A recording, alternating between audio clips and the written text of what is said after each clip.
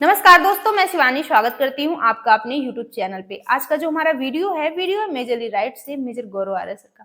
तो स्टार्ट करते हैं वीडियो और मिलते हैं वीडियो के एंड में। बट वीडियो स्टार्ट करने से पहले मेरी आप सभी दोस्तों से रिक्वेस्ट है, प्लीज वीडियो को लाइक और चैनल पर नए चैनल को सब्सक्राइब भी कर दिया करें। बेल आइकन प्रेस कर दे तो और अच्छा है, जिससे हमारे आने वाली जो वीडियो होगी इसकी नोटिफिकेशन आप तक पहुंचेगी। तो स्टार्ट करते हैं वीडियो। हुआ बताओ। मोदी जी से और ट्रम्प की बातचीत हुई, उसके बाद ज्वाइंट प्रेस कॉन्फ्रेंस हुई। उसमें कई सवाल हुए। जो सर वो कहते हैं ना कि वो जो मुझे वो याद नहीं आ रहा, वो ब्लैक चश्मा और वो आता है ना एक सोने का घड़ी, वो सोने की चेन आता है।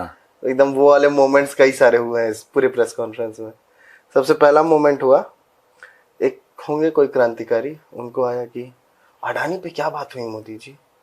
मोदी से ये पूछा कि अडानी पे क्या बात हुई है ट्रम्प से। तो मोदी ने कहा पहली बात तो कि वो हिंदुस्तानी है, सारे हिंदुस्तानी मेरे भाई बहन हैं। जो भी हैं, और आपको लगता है कि दो हेड ऑफ स्टेट मिल रहे हैं तो वो किसी इंडिविजुअल या इंडिविजुअल इशू पे बात करने के लिए मिल रहे हैं कि उनको ग्लोबल चीजों के बारे में बात करनी है। मुझे एक बात समझ में नहीं आई यार, ये जो एटीट्यूड है ना, ये मुझे ये पता नहीं वो इंडियन था कौन था पत्रकार, आई डोंट नो, पर मुझे यार ये एटीट्यूड ही समझ में नहीं आता। अगर मोदी जी ने अडानी के बारे में बात करी तो क्या हो गया, तो क्या हो गया। ट्रंप क्या कह रहा है, F-35 खरीद लो कह रहा है, उसके बारे में हम विस्तार से बात करेंगे द चाणक्य डायलॉग्स हिंदी में आज। ट्रंप ये कह रहा है यार कि F-35 खरीद लो, हम तुम्हें बेचना चाहते हैं, और ये अरबों डॉलर की डील होगी जी, अरबों दर अरबों डॉलर की डील होगी, और अगर ये डील होती है तो राफेल से बड़ी होगी। ठीक है, कम से कम आप मरे से मरा आप एक स्क्वाड्रन लोगे, मरे से मरा एक स्क्वाड्रन लोगे आप, दैट विल बी फार। किसी ने अमेरिका में उठ के ये पूछा कि आप लॉकहीड मार्टिन की पैरवी क्यों कर रहे हैं, आप लॉकहीड मार्टिन के सेल्समैन क्यों बने हुए हैं। लॉकहीड मार्टिन प्राइवेट कंपनी है भाई, लॉकहीड मार्टिन जो है वो एक प्राइवेट कंपनी है, it is a private company, it is not government of United states of America. अमेरिकी सरकार की कंपनी थोड़ा ना, लॉकहीड मार्टिन प्राइवेट कंपनी है। लेकिन ट्रंप कह रहा है कि आप F-35 खरीदो, इंडिया को बोल रहा है।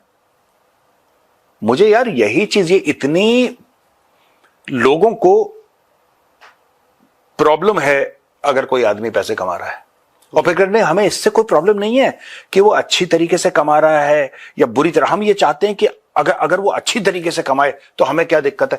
तुम्हें कैसे पता वो बुरी तरीके से कमा रहा है, यानी कि तुमने मलाई खाई है उस बुराई में। मलाई ना भी खाई हो, ये जो नेगेटिविटी है ना कि क्या आपने अडानी के बारे में बात, ये पत्रकारिता जो पुराने टाइप की है ना, I am glad it is dying, I am glad it is dying. ये तो नई वाली भी कोई खास अच्छी नहीं है वैसे, ये भी डाई करेगी नई वाली, लेकिन ये जो पुराने टाइप के है ना, खास तौर से प्रिंट वाले, सर आपको क्या लगता है, टीवी वाले भी पहुंच जाते हैं, सर आपको क्या लगता है कि आपने क्या बात, अबे दिमाग नहीं है तो मत बोला कर यार, जब बुद्धि नहीं है। F-35 की बात कर रहा है वो, क्यों उसने ऑफर करा F-35, ट्रंप ने इसलिए F-35 ऑफर करा क्योंकि SU-57 की टीम आपकी एरो शो में SU-57 की टीम बैठी है पूरी यार जी। SU-57 टीम इज इन, और अगर है तो F-35 भी, हाँ, बट अगर इंडिया ने बोल दिया एक बार SU-57 चाहिए, फटाफट खत्म कहानी। वो कह रहा है कि हम देखो बात यह है ना कि Trump has to make a counter offer, Trump has made a counter offer. चलिए हम इसके बारे में ज्यादा बात नहीं करेंगे, लेकिन ये जो टिपिकल चीज, क्या अडानी के बारे में बात हुई यार। When you are speaking to the prime minister of a country, भाई थोड़ी सी तो बुद्धि रखो यार, थोड़ा सा तो ब्रेन रखो, बिल्कुल ही दिमाग से पैदल हो, कुछ भी बोलते हो। और ठीक बोला मोदी जी ने यार, जब दो हेड ऑफ स्टेट बात करेंगे वो एक बंदे के बारे में बात करेंगे। यहां पे वो बात कर रहे हैं जियोपॉलिटिक्स की, यहां पे बात कर रहे हैं जियोपॉलिटिक्स की, यहां पे बात कर रहे हैं रशिया यूक्रेन की, वो इजराइल हमास की बात हो रही है, वो आईएमएफ की बात हो रही है कि आपके ट्रेड रूट कहां पे होंगे। वो कह रहा है कि $500 बिलियन तक हमें ट्रेड ले जानी है। नहीं, वो ये बात करते हैं। आपने अडानी से बात करी यार, हमारे फौज भेजो इन सारे पत्रकारों को, नहीं सवेरे 5 बजे उठ के पीटी करो। वो सब वो भी नहीं है। ये जो जिसने पूछा है सर, मैं ये लिख के दे रहा हूँ हाँ, कि वो अपने किसी तो मालिक को खुश करने के चक्कर में था। बस वही है, वही सपने में अगर वो प्रधानमंत्री बनते हैं तो फिर हम भी कुछ मलाई अच्छे से खाएंगे। बस ये अपने अडानी के बारे में बात करो, यही है फालतू में। कि साहब देखा आपने, जब मोदी अमेरिका में था, ट्रम्प के सामने मैंने उससे पूछ लिया था अडानी के बारे में, तो कहेंगे हाँ बहुत अच्छा, आ जाओ पीएमओ में, आ जाओ, कुछ सलाहकार बन जाओ। हाँ, पर वो दिन कभी आएगा नहीं। अरे वो दिन जिस दिन आ जाएगा फिर एक और चीज सर, हाँ अब दूसरा मोमेंट आया, बोलो ना। जब हुआ कि एक बात हुई बांग्लादेश को लेकर, ट्रम्प से पूछा गया कि बांग्लादेश पे आपका क्या वो है रिएक्शन। डोनाल्ड ट्रम्प से एक और सवाल पूछा, डोनाल्ड ट्रम्प से अब सवाल जो पूछा गया एक, कि बांग्लादेश पे आपका क्या रिएक्शन है।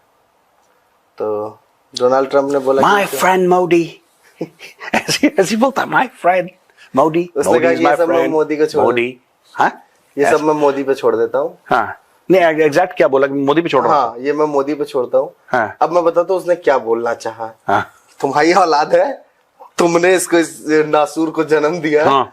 तुम देख लो, मैं मारूंगा तो बहुत मारूंगा, तुम 2-4 झापड़ मार के पीट पाट के घसीट के ठीक कर लो। हाँ। नहीं तो फिर मैं मारूंगा तो बहुत मारूंगा। वो ये कहना मैं एक बात बताऊं, बहुत ये देखो ना, मोहम्मद यूनुस को क्या मैसेज गया कि तुम रेलेवेंट नहीं हो। हाँ नहीं, मोहम्मद यूनुस जो इतना चढ़ा था, ये भी छोटा मोटा ज़ेलेंस्की है।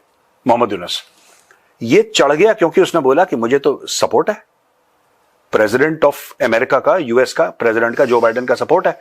और वही लोग कह रहे थे कि जो बाइडेन नहीं होगा तो कमला हैरिस बन जाएगी। और इलेक्शन भाई साहब, इलेक्शन के, अमेरिकन इलेक्शन के 2-3 दिन पहले तक यही बात थी। इलेक्शन काउंट, वो जो इलेक्शन डे से पहले तक यही बात थी। हाँ, बाद में उनको झटका लगा। अरे हाँ, ये क्या हो गया, ये क्या हो गया, ये क्या हो गया। He is my friend, Modi is my friend, my friend, good friend। Adjectives लगा के। ट्रम्प यार बहुत कलाकार है यार।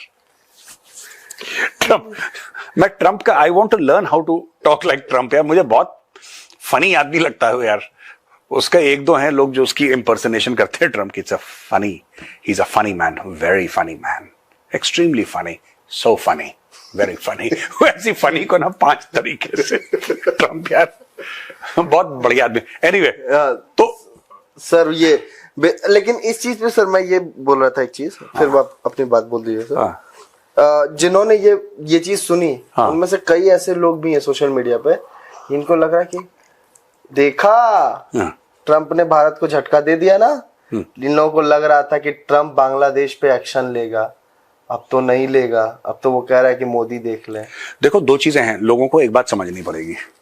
यही पाकिस्तानियों को भी गलतफहमी थी कि ट्रम्प आएगा इमरान खान को, उसको कोई लेना एक ना लेना दो यार। देखो तुम रेलेवेंट नहीं हो, ये मैं पहले पाकिस्तानियों को समझाता हूं प्रोड्यूसर, फिर मैं बांग्लादेशियों को समझाऊंगा कि तुम्हें यह गलतफहमी है कि तुम बड़े रेलेवेंट हो। तुमसे झूठ बोला गया था और तुमने अपने बच्चों को झूठ बोला।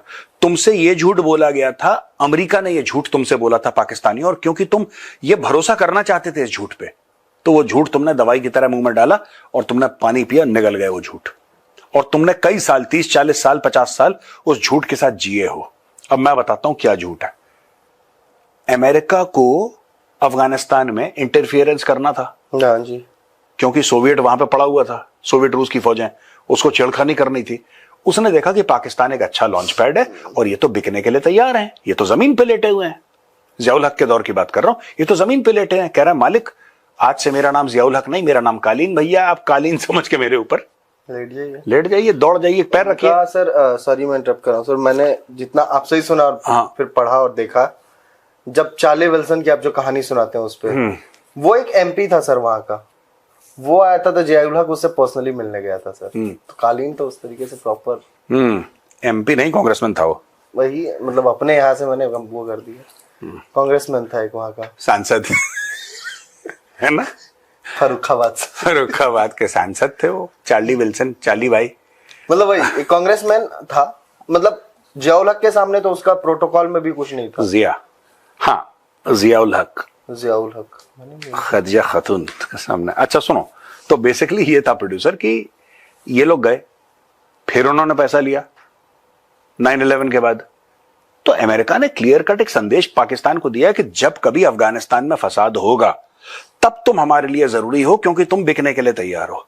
इसके अलावा अगर अमन शांति है अफगानिस्तान में और हम कुछ नहीं करना चाहते गलत वहां पे, या कोई उधेड़बुन अफगानिस्तान में नहीं करना चाहते, तुमसे बात कौन कर रहा है यार भाई। आज की तारीख में अब देखना पाकिस्तानी जो हल्ला करेंगे कि हिंदुस्तान की जहरियत और बढ़ गई है और एग्रेशन और बढ़ गया है, और ट्रंप ने तो यहां तक बोल दिया है कि तुम F-35 तुम ले लो यार,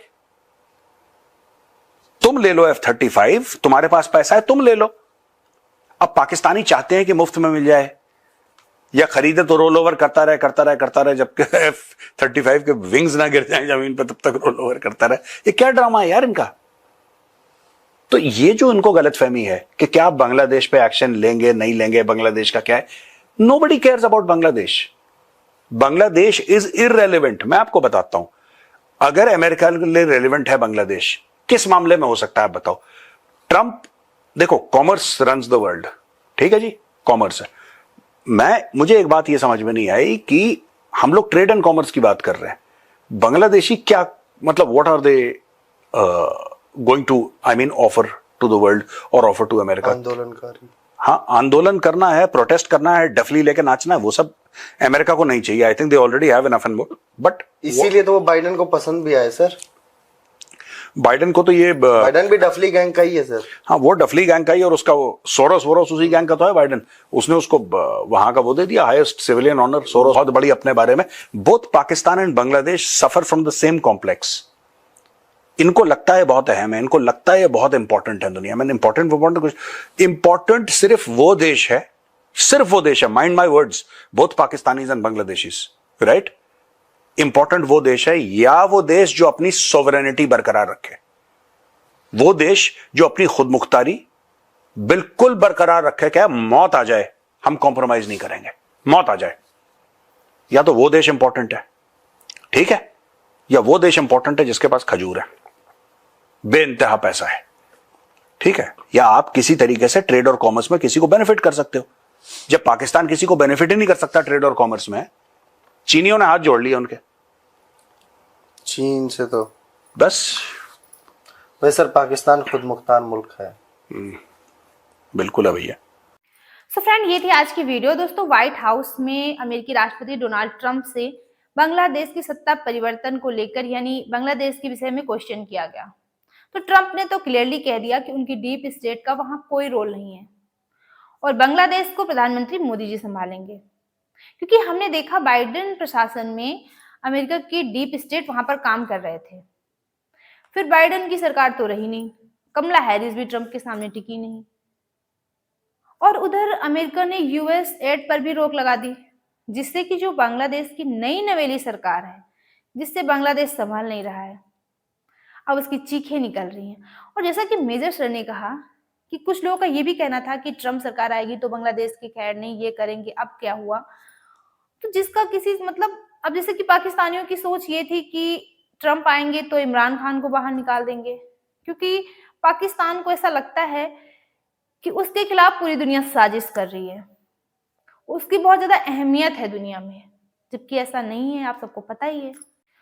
और जब अडानी को लेकर के बात हुई, जो वहां पत्रकार था जिसने क्वेश्चन किया था अडानी को लेकर के, तो आपने देखा कि मोदी जी ने कितने सरलता के साथ, मतलब एक तरह देखा जाए तो उन्होंने जवाब दिया, वरना कोई और होता तो पता नहीं क्या कहता। मतलब जो पत्रकार था उसकी भी रिस्पेक्ट कर ली मोदी जी ने, कि जब दो बड़े देश के नेता मिलते हैं तो इस मुद्दे पे बात होती है क्या, ऐसा भी होता है।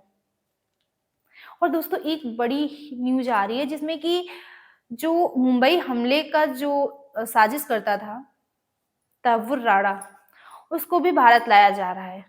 क्योंकि अगर हम एक तरह से देखें तो उस वक्त यानी कि मनमोहन की सरकार ने 26/11 का जो जवाब था पाकिस्तान को पलट कर नहीं दे पाई थी, उसको भी मोदी जी भूले नहीं हैं। क्योंकि जिन लोगों की जानें गई थी उनको भी तो इंसाफ मिलना जरूरी है।